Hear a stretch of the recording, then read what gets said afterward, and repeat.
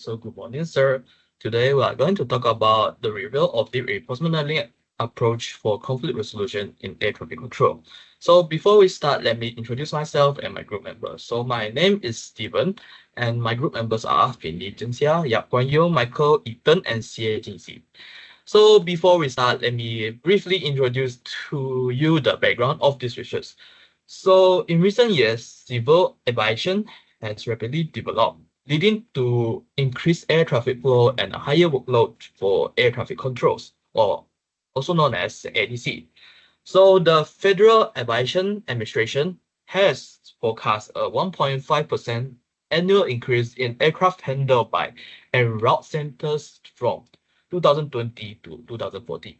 The reason behind this is due to the economic expansion, increasing passenger demand, and advance in aviation technologies. So to handle this growing workload, conflict resolution automation is essential.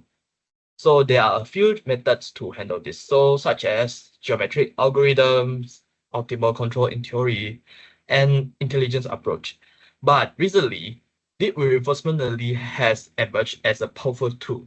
So before we talk about that, let me talk about the workload for air traffic controls, or also known as ATC. So the workload of air traffic control is high and demanding, involving continuous monitoring of airspace, managing aircraft movement, and ensuring safety and efficiency to prevent air traffic and prevent air traffic conflict. So a conflict in air traffic occurs when aircraft lost the minimum separation of 5 nautical miles horizontally and 1,000 feet vertically, forming a cylindrical safety zone. A conflict is identified when both separations are breached simultaneously. So to handle this, there are three main methods. First is altitude adjustment, heading adjustment, and speed adjustment. So what is deep reinforcement learning? Deep reinforcement learning combines reinforcement learning and deep learning, allowing agents to learn through trial and error without prior environment knowledge. This approach, both efficient and more independent, enables agents to maximize performance with minimal computation. DRL has also achieved remarkable results in various fields such as gaming, robotic, autonomous driving, and often reaching human level or superhuman performance. So existing DRL research for ATC control resolution has developed multiple models and algorithms applicable for both en route and flight scenarios. The key deep reinforcement learning algorithms include deep Q learning, deep deterministic policy gradient, and proximal policy optimization, with some utilizing multi-agent system. The review will talk about the rest of it. So I'm going to pass to the next member. So good day, everyone. My name is Sia. Thank you, Stephen, for your part. Now, next, I will talk about the application sections. In the application sections, the authors discuss the practical implementation of deep reinforcement learning, or DRL methods, for solving conflict resolutions problems in air traffic control, or ATC. So in this part, they divided the sections into two parts, which is environment and also the model. The environment part talks about how DRL agents need to be trained in an environment so they have decision-making ability. This section classifies and summarizes environments used in the existing DRL methods, including the following factors, which is geometric dimension, which talk about the dimension of the environment, whether it's 2D or 3D, operation mode, whether to solve problem using en route mode or free flight mode, aircraft number, which specify the number of aircraft, and platform that describe whether we use commercial or private ATC software. Next, the paper talks about establishing the MDP model. Just like any reinforcement model, this particular paper also used three spaces, which is action space, state space, and also the reward function. This section classifies and summarizes environments used in the existing DRL methods, including the following factors. In the action space, it summarizes how the action space is made using the adjustment content, control mode, action dimension, and also decision-making times. State space is developed using the state scope, data structure, information displayed, preprocessing status, and support variable number of aircraft. Lastly, the reward function. Its objective is to improve flight safety, improve efficiency, and meet the requirements of ATC scenarios. This space is built using the minimum separation maintenance design, additional cost penalty, and other penalties. That's all from me. Next, I'll pass to Kuan Yu for further explanation of the reward function. Thank you. Okay, good morning, sir. So for my part, I'll first start off with the reward function. Firstly, on the left here, we can see the three main primary objectives. The first one is the highest priority, which is improve flight safety. This is self-explanatory, basically maintain a minimum safe distance. And this is the highest priority objective, which cannot be influenced by any other reward. Secondly, we have enhanced efficiency, which is basically optimizing routes and actions of each aircraft, not much. Thirdly, we have the meet ATC requirements. This basically just means to reduce the workload of the controllers, air traffic controllers, and the pilots. Basically, don't send too many frequent control instructions to the ATC process. Secondly, we have the side factors, which also try to optimize this reward function. Firstly, we have minimum separation distance. Pretty self-explanatory. There's two approaches to do this, prevention and cure. Secondly, we have additional cost penalty, which is just stuff like altitude changes, heading angle changes, speed changes, and like fuel costs, delays, and all that sort of stuff. Thirdly, we have other penalties, which is something similar to the second one. Basically, it's just penalties for deviating from the preset route, inconsistency in decisions, invalid actions, or illegal instructions. Everything is categorized under other penalties. Secondly, I'm going to talk about is algorithm. So how does the research paper find the algorithm or create one? There's mainly three steps. Firstly, we have to decide on the agent number. There are two options. Firstly, a single agent. Single agent is very good for understanding the problem because there's only one agent, but it struggles when it comes to variable aircraft numbers. Secondly, we have the multiple agent model, which is basically the reverse. Basically, this thing does very well when there's a lot of different aircraft, individual aircrafts, but it will require inter-agent communication, which can be a hassle. Secondly, we have the basic algorithm selection. First, we have the DQN, which is very good for discrete action spaces. Secondly, we have the DDPG, which is good for continuous action spaces. Thirdly, we have PPO, which handles both continuous and discrete very well. It is also known for its performance and adaptability. This is the best one in my own opinion. Thirdly, we have algorithm improvement, which I've also made a whole slide here. You can categorize it to four different sections. Firstly, we have the neural network architecture. Basically, you're just adjusting the entire structure of the neural network to better process high-dimensional data or information, just to overall optimize it. Secondly, we have policy and value networks, basically something like the DDPG and the PPO just now, basically to select a proper one and make sure it's optimized, just to overall enhance the efficiency. Try to explore which option works best.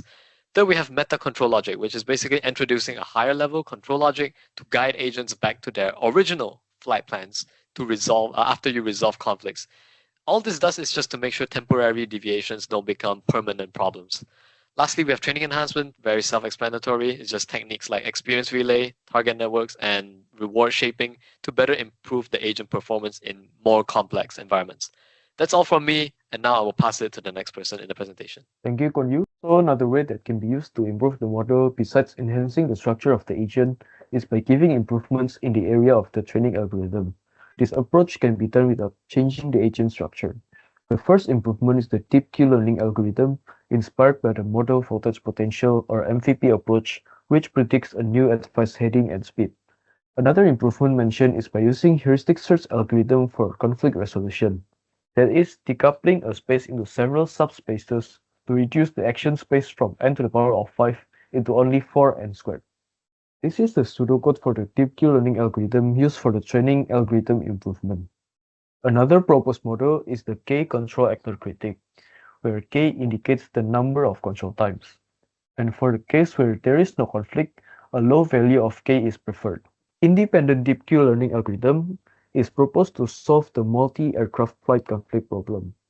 IDQN is a framework that is an extension of the DQN algorithm to solve a multi-agent problem. Independence means that there is no coupling relationship and no communication behavior between agents. Lastly, to make an aircraft back on track after conflict resolution, the metal controller logic algorithm is used. Next, I will pass the presentation to Ethan for the next part. Thank you, Michael. Now we will look into the evaluation indicators for the deep learning model to measure its performance in air traffic control tasks. When evaluating such models for air traffic control resolution, the author used several key indicators. For safety metrics, we look at the number of conflicts resolved, which essentially measures how effectively the model resolves conflicts. Another crucial safety metric is the minimum separation distance maintained, which ensures the aircraft maintains a safe distance from each other. For efficiency metrics, the author considers fuel consumption. This measures the additional fuel required due to conflict resolution maneuvers. Time to resolve conflicts have shown to be crucial, where a shorter time taken by the model to resolve conflicts indicates higher efficiency. Next, the performance metrics include the convergence speed of the algorithm, which measures how quickly the model learns to resolve conflicts effectively. Additionally, the author had to evaluate the computational resources required, which assesses the computational power and memory needed for training and execution. Furthermore, the author had to measure the real-world applicability of the model with existing ATC systems. This is necessary to import the model for practical implementation. The model's scalability to different ATC scenarios is also evaluated to ensure it can handle various traffic densities and complexities, thereby ensuring adaptability to real-world conditions. Moving on, the author had created a diagram to indicate the relationships between various components of the conflict resolution problem and the elements of deep reinforcement learning model. The conflict resolution problems consist of factors like operation mode, geometric dimensions, aircraft numbers, and so on. These factors map onto specific elements of the deep reinforcement learning model, as shown in this diagram. This interconnected nature of components highlights how DRL models can effectively address air traffic control resolution by considering multiple aspects of the problem simultaneously. Thank you, and now I'll be passing on to Jingxi. Here comes to the key issues. First one is need for a unified DRL framework. The current DRL models are simplified and personalized, leading to inconsistency and lack of reference. A unified DRL framework is essential for addressing diverse problems effectively. And the second one is lack of baseline. Unlike fields like video games and robotics, DRL in conflict resolution lacks a standard environment, unified ATC scenarios, and open source baseline algorithm. This hampers comparative research and development. The last one is the incomplete and uncertain information. For the real-world maneuvers divided from commands due to noise, yet current models assume complete unbiased information. Capturing real-world errors is crucial for accurate conflict resolution. And for the future research, first one should focus on the representation of state and action space. Research in DRL should standardize state and action space representations to enhance performance in ATC scenarios. And the second one is optimization of reward function. Optimizing the reward function is crucial for improving agent performance, mirroring the role of labels in supervised learning. And for the utilization of priori knowledge, incorporating human controllers' prior knowledge can align agent instructions with ATCO's operations. And for the combination with traditional approaches, combining DRL with traditional approaches can address DRL's limitations and boost overall performance in conflict resolution. And for the conclusion, this article reviewed the current state of DRL in conflict resolution, detailing environments, models, algorithms, and evaluation indicators. Key issues and future research direction were highlighted, while the capabilities and explainability of DRL in ATC scenarios need further exploration. Ongoing process in DRL is expected to address these challenges. This review aims to inspire future research and advancements in DRL-based conflict resolution.